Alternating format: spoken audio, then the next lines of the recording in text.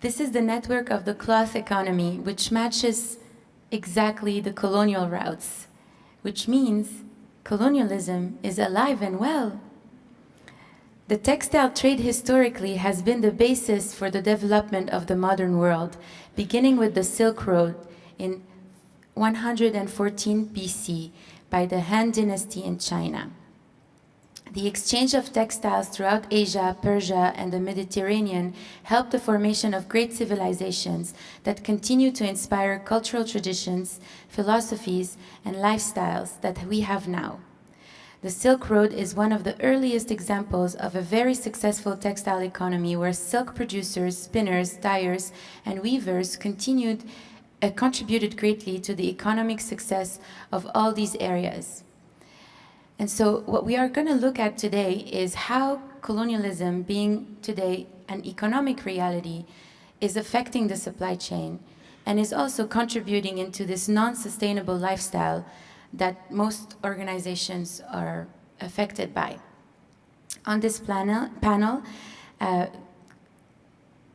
please welcome Benjamin Skinner, founder of Transparentum, Sam Radocchia, co-founder of Chronicled and Better Kinds, Anna Banks, Fairtrade USA, Chief Marketing Officer at Fairtrade USA, Cece Johnson, MBA Professor in Fashion and Innovation, and it is moderated by Lauren Fay, Fashion Revolution USA. Please give a warm round of applause.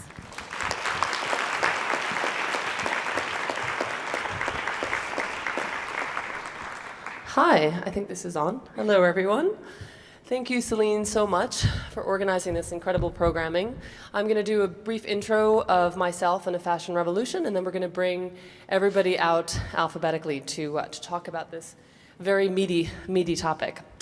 So I am Lauren Fay. I'm the country coordinator and the executive director of Fashion Revolution USA.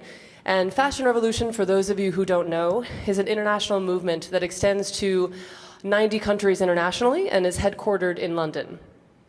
It started when over 1,100 people were killed in 2013 when a factory collapsed in Bangladesh, and a group of women led by Ursula de Castro and Carrie Summers got together and staged a social media campaign to push for transparency in the supply chain.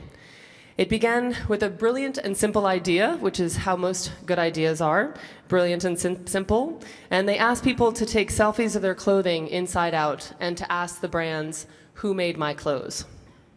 What started as a day in memorandum of that fateful tragedy in Bangladesh has now, 4 years later, grown into one of the largest grassroots activist movements in the world.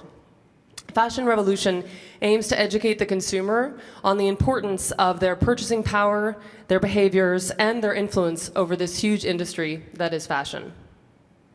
Every year, HQ produces the Fashion Transparency Index, which you'll find on the website fashionrevolution.org. It's a tool that ranks 150 of the biggest global fashion and apparel brands and retailers, and according to how much information they disclose about their suppliers, their supply chain policies, and their social and environmental impact, it rates them. And we've been making progress year over year, but as of 2018, of the 150 brands surveyed, only 37 were reporting their suppliers. So our thinking at Fashion Revolution is that transparency equals accountability. And I think that's a really important part of this equation that we're going to be discussing on this panel this afternoon. So in order to put this into context, I want to touch on the magnitude of some of the human rights abuse issues that are still rampant in the system that makes our clothes. This context is key to understanding just why it's so important to unearth by whom and how our clothing is made. We live in a world where modern slavery is widespread. According to the Global Slavery Index of 2018, produced by the Walk Free Foundation, an estimated 40.3 million people, men, women, and children, were victims of modern slavery. Women and children make up over 70% of this group. And the International Labor Organization estimates that child labor affects 152 million internationally. And these women, or these children rather, are between the ages of 5 and 17, the majority of them being under the age of 14. One of the most important findings of the Global Slavery Index to highlight, I think, is that incidence of slavery in high GDP or, quote, developed countries is much higher than it was originally thought. This just goes to highlight that even in countries that have the strictest laws to prevent these kinds of abuses, there are gaps in the system that expose and make these people vulnerable. I had the honor to meet a woman named Flor Marina in New York a few months ago, who just recently was held against her will in Los Angeles as a slave. She now ultimately escaped and is championing against trafficking and doing survivor protection with the White House. But this story is just to highlight the stark reality that this is happening in our backyard, right here in this city. And we need to deploy all tools that we have to stop it. That includes new technology and local government, community groups, social media, and education, such as the knowledge that is spread through events like this. So I'm happy now to bring on to the stage our speakers. Celine did a bit of the introduction, so I'll just go ahead and bring them out by name, and then we will start with the questions. So we have Anna Banks from Fairtrade USA. We have Benjamin Skinner from Transparentum, Sam Radocchia from Chronicled, and Sissy Johnson, an MBA professor on innovation, culture, identity, and we'll talk a little bit more about what she does, as we will with everyone. So my first question is for Anna. Hi, Anna. Can you hear me? I was wondering if you could tell us how Fairtrade USA works. Yeah, absolutely. So Fairtrade is actually celebrating its 20th year this year, and we are a not-for-profit with a market-driven approach to alleviating poverty. And what that means is we actually work with 70 countries around the world, including the United States, because we know there are often problems in our own backyard. And in those 70 countries, we actually work across a variety of products. The products that we work to certify, they include coffee, chocolate, cocoa, coconut, produce, seafood, and of course the reason that we're here, apparel and home goods. And I'll talk a little bit about how that apparel program works. So the first step is around the creation of standards. So the standards are against the International Labor Organization, and the standards are really kind of the gold standard for getting factories to a good place. And they can be against things that are very baseline, all the way to things that are sort of more nuanced and relevant for that particular factory. And by baseline, I mean things like no child labor, things around wages and working conditions. We've seen factories where workers work for 30 days straight with only 2 days off. We're really trying to evolve and work with the factory so there are regularly scheduled time off and then actually paid leave, so working towards 2 weeks of paid leave for workers there. We do things around health and safety are part of the standards that are created as well. So things like protective equipment when it's needed, handling of harmful chemicals. And there are also environmental regulations. We heard that beautiful presentation this morning around water. So the use of water and making sure water is not contaminated in the processes for the particular factory. So all of these are around the standard that is created, which can be 100 pages long, and be a process by which we work with the factory to bring them along. So the factory is assessed by where they stand along this particular standard, and we sort of work with them to create a plan to bring them forward. Now, another really critical piece of how fair trade works is something called the Fairtrade Committee. And this is where the empowerment piece makes a really huge difference for the factories that we work with. So every fair trade factory is required to set up a fair trade committee, which is a democratically elected body. So it's a group of peer elected folks at that particular factory, and they become the voice that then has a dialogue with management in that particular factory. They are also the body that determines how something called the Community Development Fund will be spent. So what is the Community Development Fund? That gets to that piece I mentioned, that we are a market-driven approach. So we work with brands and companies around the world, and they have to agree to buy their product on fair trade terms.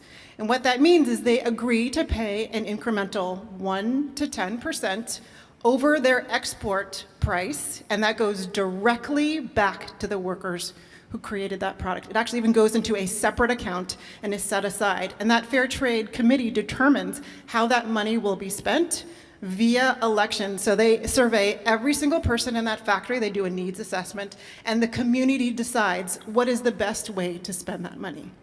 And things that have come out of that have been things like child care center, health clinics, schools, transportation. So that next piece is a critical piece of it. So then I want to kind of go to the last piece of the puzzle, right? We've talked about the factory itself, how it goes on this journey of standards to assessment. We have brand partners who are agreeing to pay incremental money because it's all about getting more dollars into the pockets of workers. So the last piece in the puzzle is all of us, right? It's the consumer, because it's actually a pretty simple equation if we all think about it. So how much a worker gets paid is determined by, at least in large part, by how much the factory is getting paid for the product, right? How much the factory gets paid for the product is determined by how much the brand or company is willing to pay for that product. How much the company is willing to pay for that product is often dependent on how much we're willing to pay for that product. Right, so we get to vote with our dollars and show it's important to us that the product was made with high social standards, environmental standards, economic standards, so that we can be the ones that tie the piece back from what went into what we bought and eventually be able to power those workers to be able to have a living wage and be compensated fairly for the work that they do. Great, thank you. Thank you for clarifying that. And I have some intro questions really for everyone on the panel. For Samantha, I'm wondering if you can give, we'll tie this into the larger dialogue, but the layman's breakdown of blockchain for everyone here, because I think there's probably some people who would, the cliff notes would be helpful. Yeah, okay, so hi, I'm Sam Radocchia. I'm a technologist, engineer, and activist, I guess, using technology hopefully to bring transparency to supply chains, not just apparel supply chains, but global, pharmaceutical supply chains, precious metals, and things like that. Blockchain is not an easy thing to describe, but essentially it is a new sort of database, and anything that you record on it is agreed upon by distributed computers all around the world instead of people. Why is that important? Mainly, any information that you put onto it cannot be changed, can't be altered, deleted, obfuscated. So if you're thinking of a situation, let's talk about environmental sensors. There have been incidents where national governments are actually changing the information that is going into a database off of sensors to meet certain requirements. There are incidents happening in factories where audit reports are changed, and it's really, hard to determine what's accurate. So what we're working to do is to use this technology to record certain amounts of information, about a given product supply chain and its journey. Great. Okay.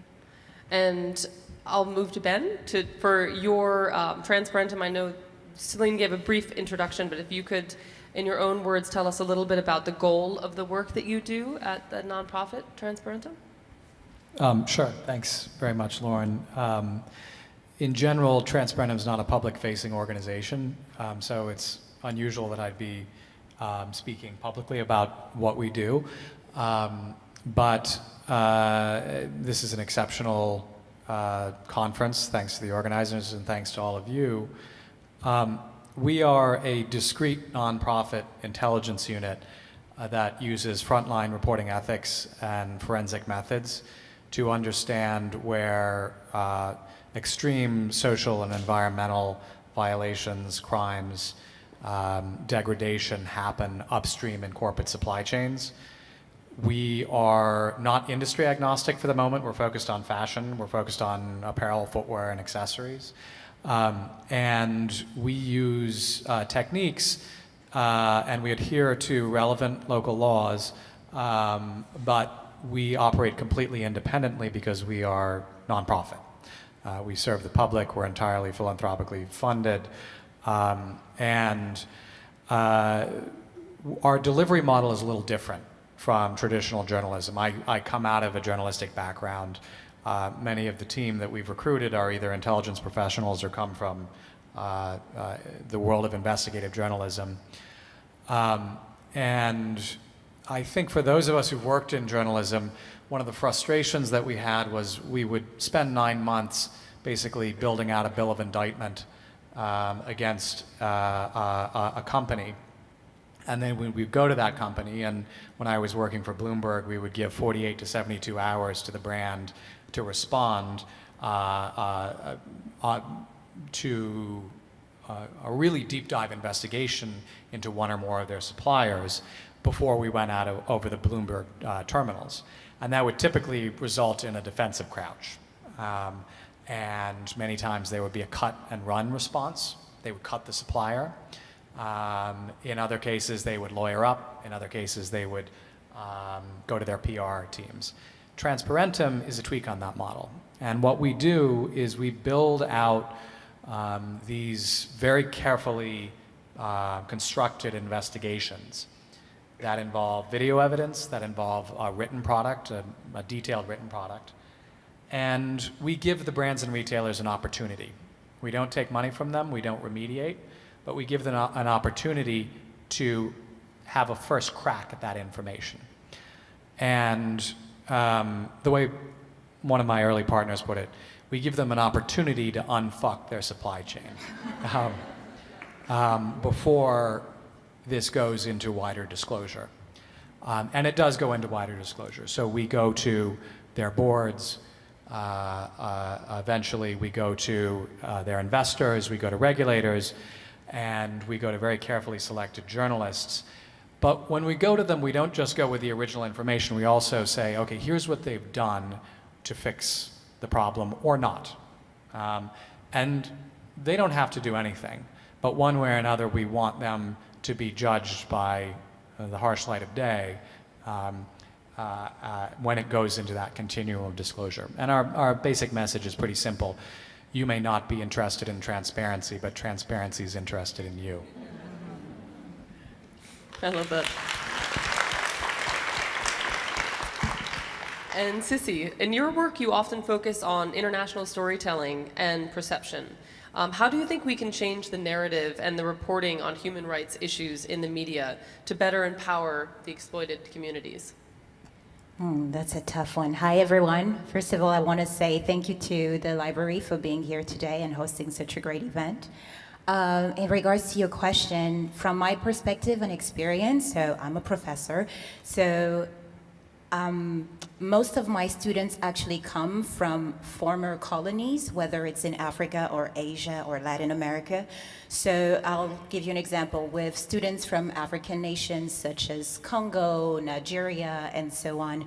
It's really about them changing their perspective on how they want to be seen and on the way they want the world to look at their countries, So initially when they come and study fashion in Paris, they come and they say, well, I want to stay here and work at Louis Vuitton. By the time they graduate, I brainwash them a little bit, and it's usually, I want to go back home and I want to start a magazine and I want to tell, stories with my own voice. And, we talk a lot about colonization, and one thing that I tell my students about is about decolonizing our voices, which I think is very important. It's not just the land, it's also the way you speak and the words the words you use to describe yourself, to describe your people, to describe where you're from. So, a lot of times, when I ask them to introduce themselves, they'll say, oh, I come from a third world country. And we start right there. So it's not even about changing the entire system. It's more on a micro level, how do you present yourself? And what is your self-perception? So for me, it's bigger than, you know, academia or studying fashion. It's really about rebranding yourself, rebranding your nation, you know, in order to foster change. So I'm more interested through teaching. I'm more interested about, you know, implementing change through individuals. You know, and yes, Paris is glamorous, but I think it's also important to be reminded that where you're from is even more beautiful, you know, because Paris has been branded as beautiful. It is a beautiful city, but a lot of things that you see in Paris are from Africa, for example, and a lot of people don't know it, you know. So if you're coming to study fashion in France and you're looking at, you know, the Louvre, right, and you see all these amazing, you know, Egyptian artifacts, well, guess what? It's where you're from. You know, so it kind of changes your perspective. You're like, wait a minute, let me take credit for that. You know, so a lot of, you know, the exercises that I give my students are really about, you know, writing opinion pieces. You know, reading, of course, is very much essential, but again, how you write about yourself and where you're from is essential, you know, to change your narrative, and using social media to carry that message and inspire others, ultimately. Great. Yeah, I love that. Yeah, definitely. Everyone should, people should clap. I think that's, you know, I think there's so much power in the individual. I mean, that's really, I think, why, you know, everyone who's here has power to share this message, and particularly in that post-colonial lens. You know, Anna and I were speaking about how there really aren't many countries that haven't been affected, you know, by colonialism in one way or another. So having that perspective from either side of that dynamic is so important to reframe. So I have a question now that I'm going to ask the whole panel. So we'll start with Anna and then go down. So this is to just get sort of a landscape of the countries. I was wondering which countries you find it the hardest potentially to research and run investigations and operations with Fairtrade USA. Yeah, so for us, it's less about running investigations. It is more about the operations and the ability to certify the actual farms and factories that have come to us. And I actually kind of want to touch on what Sissy just said about like perception of self, because that actually does make a huge difference in our process. So one of the things that we have discovered, you know, there are good and bad factories everywhere. But the places where it is particularly challenging for us are ones in which the concept of democracy and having your own voice and voicing to an authority is kind of foreign, are ones where we find most challenging to make progress. So often we work with Latin American countries, and democracy is a very much part of that culture, and it's not as challenging. But when you get to cultures that are, or societies that are either communist, or that idea of organizing is not even allowed. People are discouraged from gathering together and advocating for what is right for them. That is where we find we have trouble, because we start to work with folks and they're already in a place where their eyes are down to the floor when they are trying to converse with management. Our founder tells the story that was a huge aha for him, that when he set up a Fairtrade Committee and was working with one of the cooperatives, and the moment the Fairtrade president had a conversation with one of their management and was looking them directly in the eye for the first time, he was like, oh my goodness, this is the difference. When people feel like they are empowered to be able to advocate for themselves. So that sort of democratic landscape is huge for us. And Ben? So I want to be a little circumspect, because we operate in a whole bunch of countries where our investigators are local, they're indigenous, and face threats. So without revealing too many countries that we're operating in by name, I would say countries and states within countries where there is a close nexus of power between powerful manufacturers and state actors are difficult ones for us to work in, because you can't rely on law enforcement to do their job in the way that you could in other places where there is a separation of powers there. Part of our model is predicated on the idea that The most powerful actors in the world today are multinational corporations, increasingly. And you can say that's terrible, or you can say that's a fact and deal with it. What we find is that when we go to those brands and retailers and again give them that opportunity to do the right thing before the story comes out, before the bloom is off the rose, in general they will understand their leverage and use it. And so the story that really inspired this for me was one I did for Bloomberg for Business Week on the New Zealand fishing industry. And I chronicled slave labor on Korean foreign charter vessels operating in New Zealand's waters. And 3 months after that came out, New Zealand banned foreign charter vessels that were basically using a loophole to allow that slavery to take place on those vessels. It was one thing to do that in New Zealand, which prides itself on sort of labor rights and environmental cleanliness, et cetera, et cetera. Our first project for Transparentum, we looked at Bangladesh.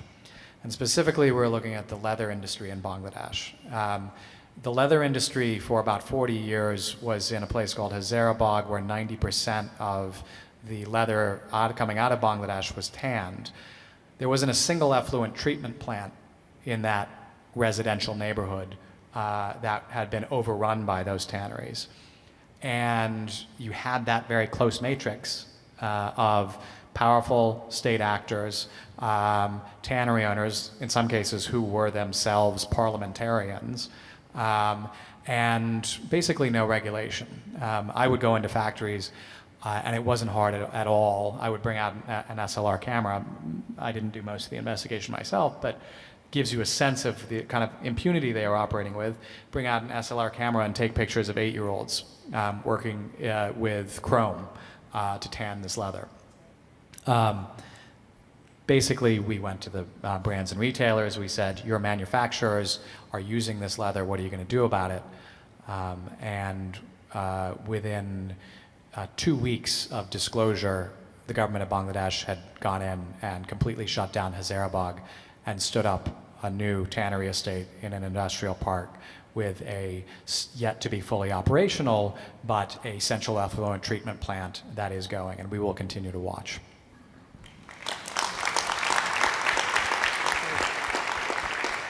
And Sam, for blockchain, I guess for...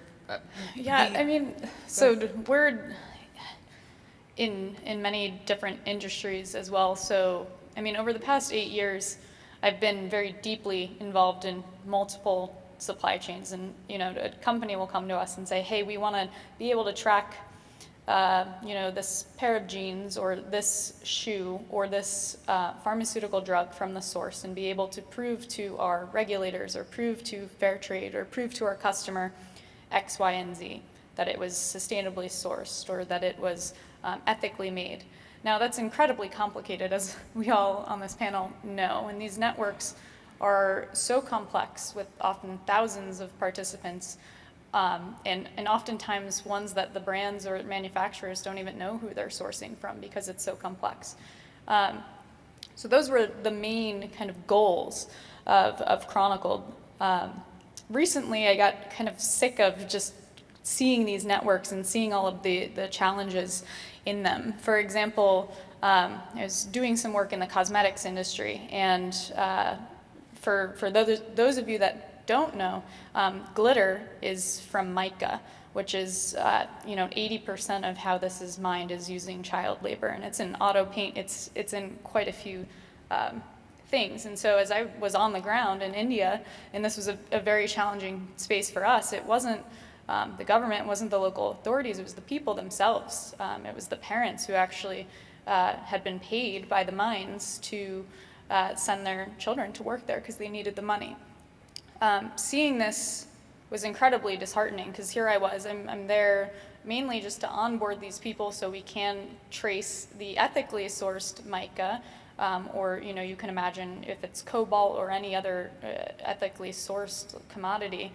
And that just wasn't enough. So that led me to co-found my recent company, Better Kinds, which is focused on not only certifying or ranking or tracing or mapping supply chains or making them more efficient, but celebrating those who are making efforts to do better and rewarding them. So in a similar way to the fair trade model, taking some of that spread and paying it back to the individuals who are working at the source in every point within, and doing that using the technology.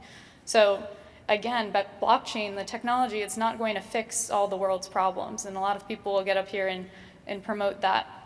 It can fix some problems. It can also be very dangerous, and it can instill, if the system itself is fundamentally flawed, it's going to keep those people in power, and that's, I can't stand by and let that happen either. So it's important that we use our tools, our investigations, our technologies, and our brain power, our collective abilities as human beings to create new systems and models as well.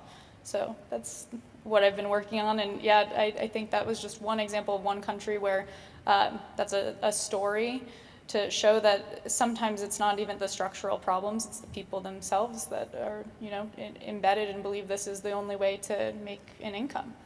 Right. Yeah.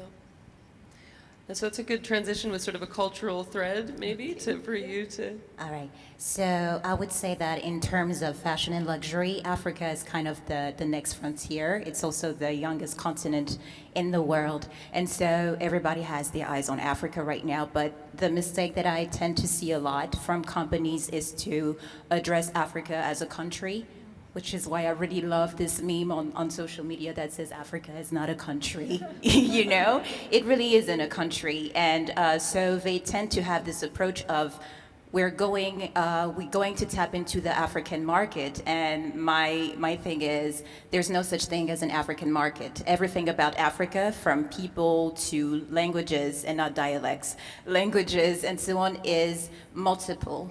And there are nuances, on the continent. There are nuances inside, one country. So it's extremely complex for a lot of companies to tap into the continent, even though they may express some kind of interest, in terms of business. So I'll give you an example I got from a friend of mine. She's from Nigeria, and she said, Sissy, this place is very big, okay? Nigeria is so big that somebody from the north won't understand somebody from down south. That's how big Nigeria is. So as a brand, you cannot tap into the Nigerian market. You have to go by region and be very specific about your product offering, because you have, multiple religion, multiple ethnic groups, even though I don't like the term. So it's really important for companies precisely from the West to invest into cultural awareness, and this kind of training I don't see enough in business. I think it's essential, and if you don't know as a company, reach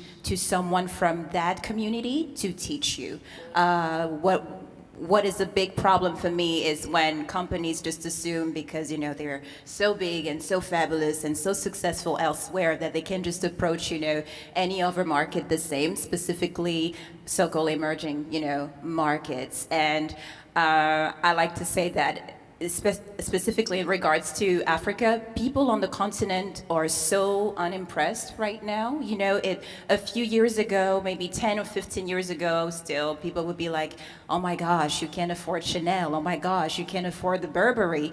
But now it's like, I can get a visa and go to Paris and get, a pair of Chanel shoes if I want to. So what else, can you bring to the table? Are you willing to learn about my culture and either co-brand with someone, locally, or find some other ways for us to collaborate and do something respectful? So cultural appreciation, right?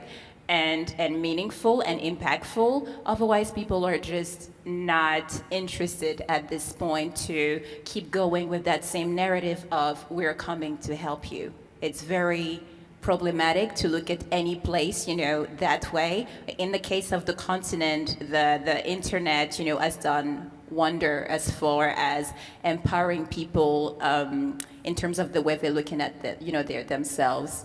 So it's essential that, as a designer, as a brand, as a journalist, you keep that in mind when you cover, former colonies. It's super important.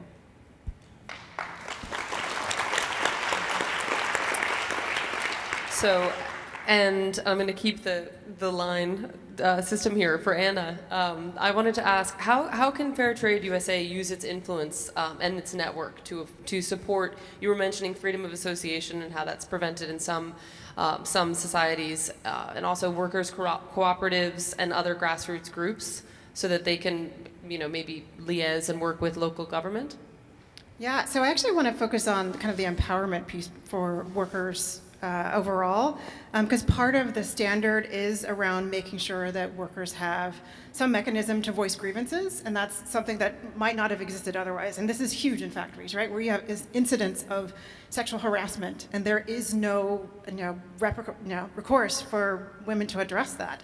And this allows them to have a mechanism for that. So I think that's a really huge piece of the empowerment side. The other one I talked about was the Fairtrade Committee. And that Fairtrade Committee is that organizing body. So this often is for the first time that these workers have been involved in democratically electing someone who is a voice for them. And that voice can have a dialogue, with their management, but more importantly, it's managing a fund. Like, this is huge that, this community may be bringing in more dollars than they have ever seen, and they need to understand how to manage it, how are we gonna spend it, how are we gonna make sure we can, pay it forward to be something valuable for our community. And the way that it is spent, every person in that community has to have a voice. So every worker is surveyed to understand what the needs are for that community in order to determine how those dollars will be spent. So that is a really huge piece in everyone feeling like they are part of sort of the uplifting of that community. Because we often, Cece, I'm looking at you again, because this idea of cultural bias, if we were to try to tell them how they should spend that money, the things that we would come up with would be completely different. There are often things that I have heard that the dollars have been spent against that I've kind of gone, wow, why would they pick that? So, for example, I just went to visit a factory in Mexico, and they chose to spend their dollars against a soccer field. And I would think, soccer field? What's the big deal with a soccer field?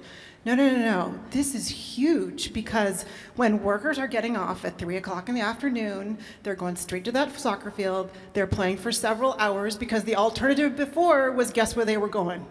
To the bar. And so now it has become this community rallying space where whole families come, and there are multiple teams that are playing. This has kind of changed the dynamic of that community against a soccer field. I never would have figured that out, but this community knew that that was something that would change for them. So allowing them to unleash their own voice has been really huge. So. That's great.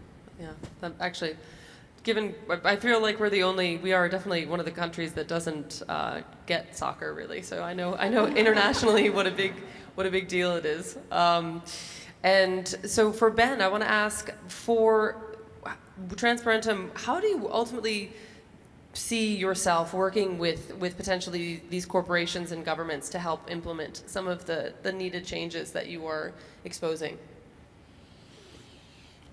We pride ourselves on independence, and I think that's really important if we are going to conduct truly effective investigations and have a leveraged conversation with what would otherwise be a fairly asymmetric conference table.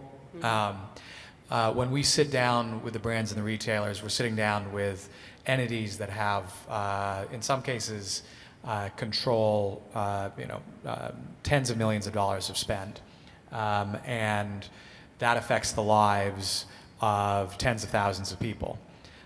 We have we try to appeal to a common sense of purpose, which is, we're not trying to take a blowtorch to the apparel industry.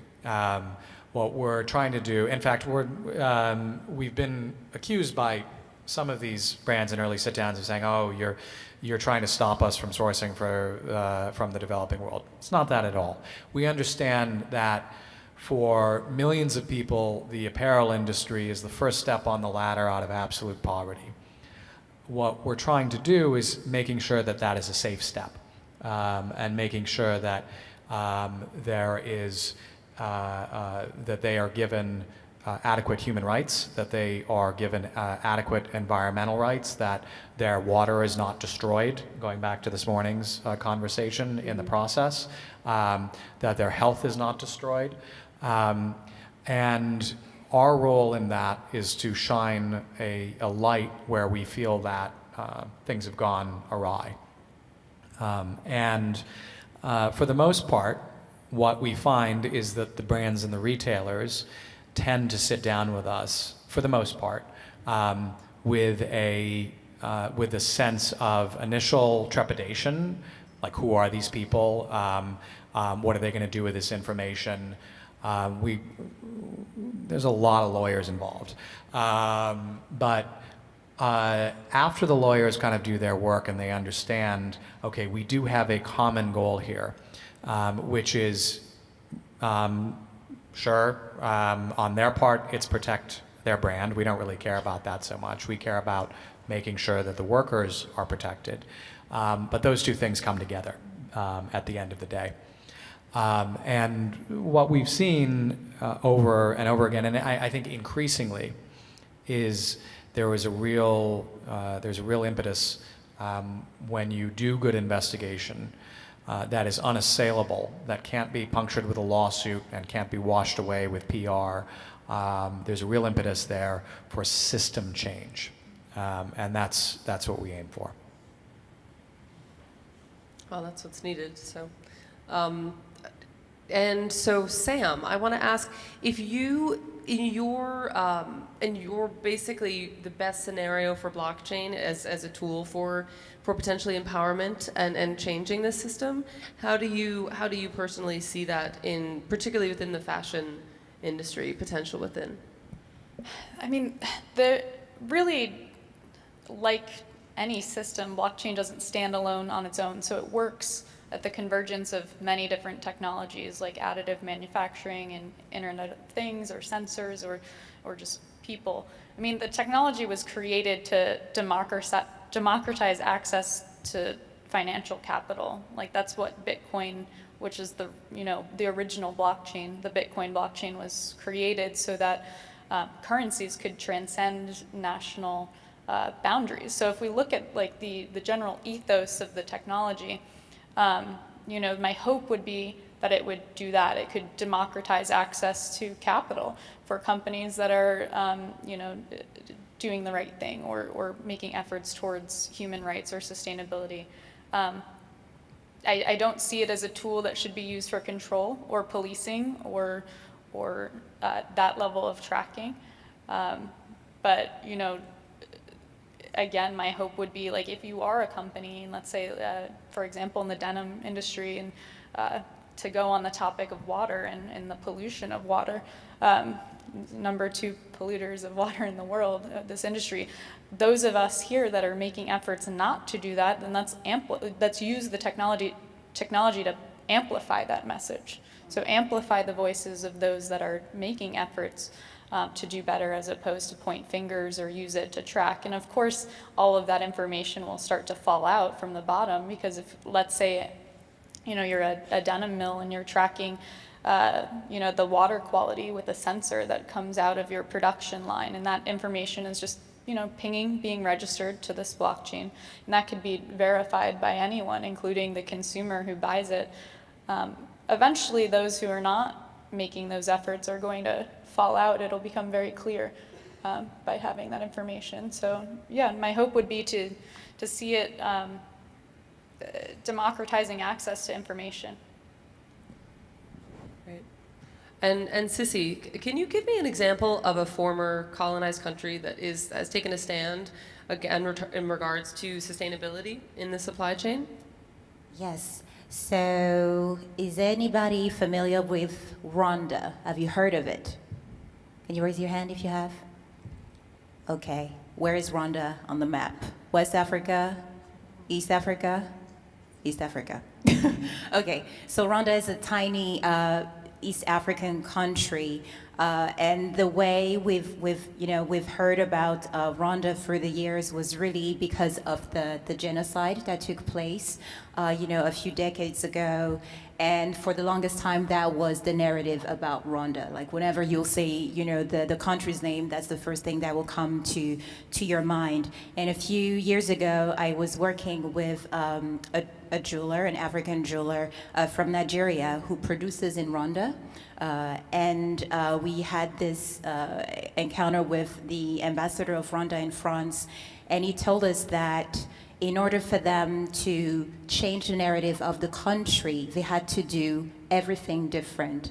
And he shared a word with us, and he said, we call it agachure, and agachure means dignity, right? So right now, you know us as this terrible place where, thousands and thousands of people die, but in order for us to change that narrative, we have to change the government, number one.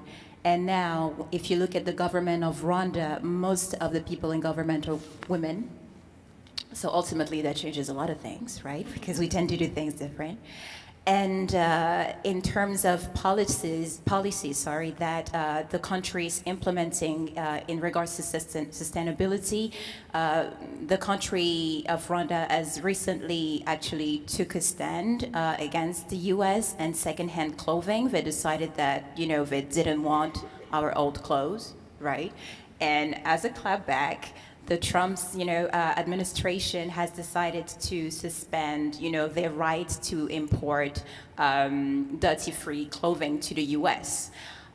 So that's definitely a first for Africa to be so vocal when it comes to sustainability and saying, no, we don't want that because we want to develop our local creative and textile industries. So that's the most recent news in regards to, sustainable fashion for an African country. And I think it's major and it needs to be, discussed more. And as a result of this decision from Rwanda, the government was able to create over 1,400 jobs, So I think it's essential that we acknowledge these milestones and, talk about these regions and these countries and these people differently, because there's so much happening on the continent right now that we're not discussing. And long term, I hope, not even long term, mid-term, I hope that, we will no longer focus on, war and genocide and so on, because if you look at Africa as a whole, there's so much happening in the tech space in particular. Actually, Rwanda has one of the fastest ecosystem in Africa when it comes to tech, just like Kenya, and that's part of, rebranding Africa and owning the narrative and changing the narrative of, 54 countries. That's right. Yeah. Yeah, I think that touches on what you were saying earlier about taking the power back and in both the individual and also the industry and ultimately the government as well. So I am going to. I'm trying to look at the clock. I can't see the timing, but I think we have time for one question for everybody. One quick question. I just want to kind of hear in your own words from you. What you think that your work is doing to empower people. So it's sort of off of what Sissy was saying. Yeah, so I've talked about the Fairtrade Committee, but I actually want to flip it. I think my job is to empower everybody in the room, right? To empower the consumer, to realize you can vote with your wallet by making a choice around what you pick, whether it's a couple more cents for your coffee or a few more dollars for your t-shirt, like telling brands that these issues matter to you in what you purchase. It's resulted in an incremental $500 million going back into the pockets of workers around the world for fair trade. We hope that becomes $1 billion by the time we get to 2022. But that's kind of a huge piece of it. I want to say that that's a huge metric. I didn't realize that was your number. That's great. It's not a small metric. So. No, that's great. I think, in addition to empowering the consumer, our feedstock is largely what we hear from the workers and what we hear from the communities around production, and allowing them to, in a sense, speak directly to the brands, whether or not their direct employers want them to. Is something that I think I find very moving at the end of the day, to go in front of a C-suite executive at a brand and say, hey, this individual was employed in one of your suppliers.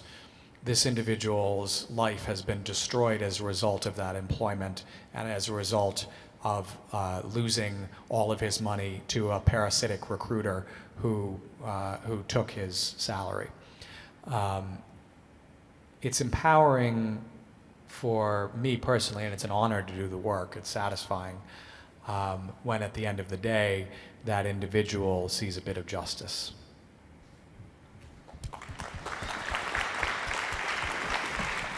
Tough acts to follow.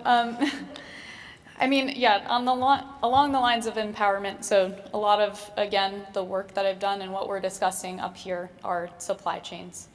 This is inherently ingrained with colonialism, and as much as we can make them more efficient or more ethical or more sustainable, fundamentally it's my opinion that we need to move to a new model, which I've called demand chains. So, you know, producing things as needed, consuming more responsibly, and empowering local communities to do that. So along the lines of what you were saying, you know, not having things being sent all over the world, but if a local community wants to build an economic infrastructure or with the tools of 3D printing, 3D knitting, you know, new paths for materials to be made and sent around. I think really that's what I'm super excited about with all of these new technologies that we have and how they can impact local communities.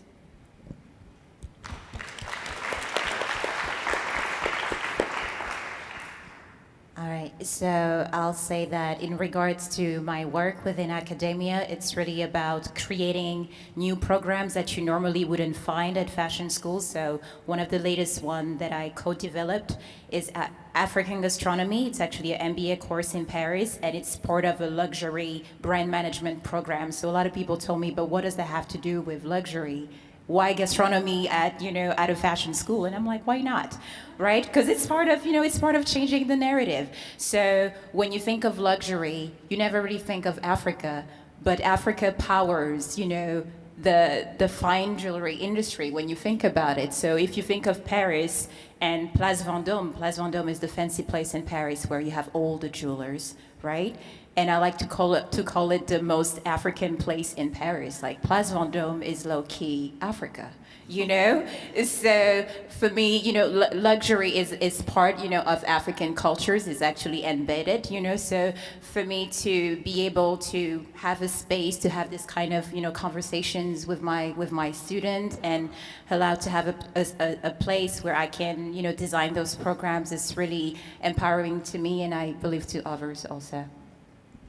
Great, thank you. I think you all are doing amazing, amazing work. It's been an honor to talk with you, and I'm going to now turn it over to Celine's panel. As she was saying, the trade routes are mostly the same as they were 150 years ago, so we're going to be talking a little bit about, this broken system and how to solve it. So, thank you, everybody.